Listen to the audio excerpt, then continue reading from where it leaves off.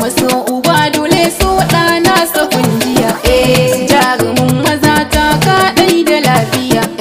ambassador tukur ta yi ka zan mazan jiya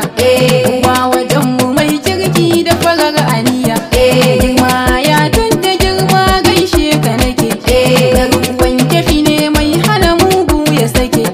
mai tausayi a wajen marashi duk inda yake taimakon jama'a ko yaushe shi ɗai ka rike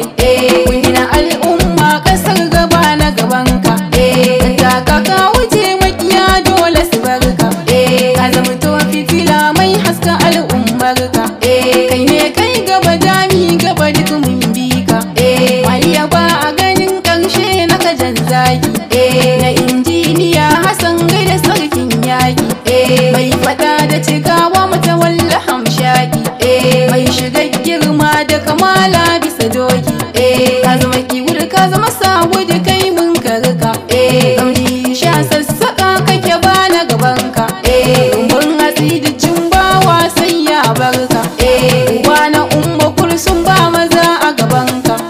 na mai malabuni ne kake gwamnan kirki ayo ba baya dannewa kowa haiki birni da karkara an shaide sa da haiki Allah shi ya tsare mana kai ka ji gwarzon mulki ka sake dawowa gwamna don ci gabanmu ka ja mu je ciro mun guji ba gwarzon mu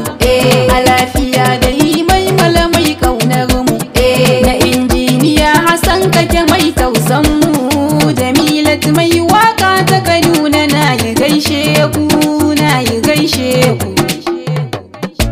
ko da naka kaso na kwara